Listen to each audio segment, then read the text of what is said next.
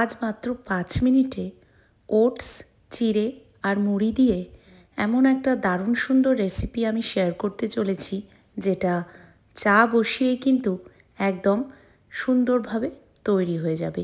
আর খেতেও হবে ভীষণ মুখরোচক, একদমই তেল প্রায় নেই বললেই চলে।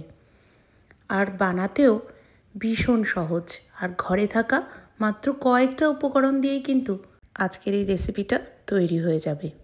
নমস্কার সকলকে, প্রবাসী সৌমি রান্নাঘর চ্যানেলে আমি সৌমি কানাডার থেকে আপনাদের সকলকে আবারও একটা দারুণ সুস্বাদু ও স্বাস্থ্যকর রেসিপির সাথে স্বাগত জানাচ্ছি।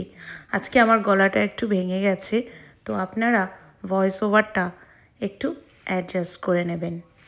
প্রথমে আমি একটা ফ্রাইং প্যানে 1/2 কাপ রোলড ওটস, 1/4 কাপ চিড়ে আর 1/4 কাপ মুড়ি হালকা করে নাড়াচাড়া করে নিলাম। আর গ্যাসের ফ্লেমটা এই সময় রেখেছিলাম একদম মিডিয়ামে। ভালো করে নাড়াচাড়া করে তারপরে এর মধ্যে 1/2 কাপ বাদাম, সেটাও নাড়াচাড়া করে নিচ্ছি। ভালো করে এটা সুন্দরভাবে ততক্ষণ আমি নাড়াচাড়া করব যতক্ষণ না খুব সুন্দর একটা রোস্টেড ফ্লেভার এই সমস্ত উপকরণগুলির থেকে বেরোয়। আর আরেকদিকে কিন্তু আমি চা বসিয়ে দিয়েছি, সেই ক্লিপিংসটাও আপনাদের সাথে এই ভিডিওর শেষে শেয়ার করব। মানে চা বানানোটা অবভিয়াসলি শেয়ার করব না, কিন্তু আরেকদিকে চা বানানো যে চলছে সেইটা ক্লিপিংসটা দেখাবো।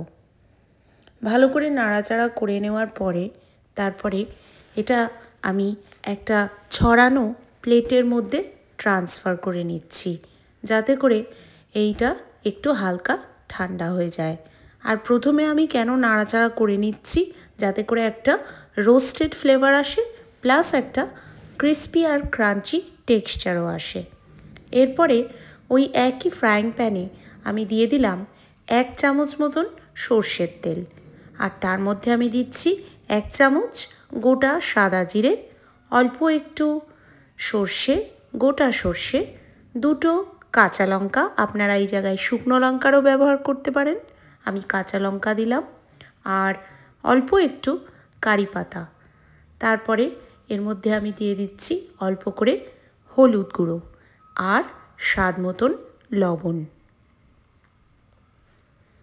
এই কয়েকটি উপকরণ দিয়ে তারপরে ভালো করে একটু লো ফ্লেমেই নাড়াচাড়া করে নিচ্ছি। গ্যাসের ফ্লেমটা এই সময় কিন্তু একদমই লো আছে। ভালো করে একটু নাড়াচাড়া করে নেব যাতে মশলাগুলোর কাঁচা গন্ধটা চলে যায়। আর তারপরে আমি আগের থাকতে যে রোস্ট করে রেখেছি ওটস, চিড়ে, মুড়ি আর বাদাম, সেইটা এর মধ্যে ঢেলে দেব। ঢেলে দিয়ে তারপরে খুব সুন্দরভাবে আমি সমস্ত উপকরণকে একে অপরের সাথে মিক্স করে নিচ্ছি। এই সময় কিন্তু গ্যাসের ফ্লেমটা আইদার আপনারা একদম লো রাখতে পারেন অথবা অফও করে দিতে পারেন। এতক্ষণ গ্যাসটা অন রাখার জন্য যে অবশিষ্ট হিটটা আছে তাইতেই এটা সুন্দরভাবে তৈরি হয়ে যাবে। ভীষণই মুখরোচক হয় খেতে। আর অনেক সময় অফিস থেকে সন্ধেবেলায় ফিরে বা ধরুন যে কোনো একটা সন্ধেবেলায় পরিবারের সাথে বসে চায়ের সাথে একটু টুকটাক খেতে ইচ্ছে করে, আর তখন হাবিজাবি কিছু না খেয়ে এইরকমভাবে যদি একটু বানিয়ে নেওয়া যায়, তাহলে কিন্তু পরিবারের মুখে অবশ্যই হাসি ফোটানো যায় আর নিজেদেরও গিল্ট ফ্রিলি খেয়ে নেওয়া যায়। এবারে এর মধ্যে আমি দিলাম বেশ কিছু কিশমিশ। কিশমিশটা দিয়েও খুব ভালো করে মিক্স করে নিচ্ছি।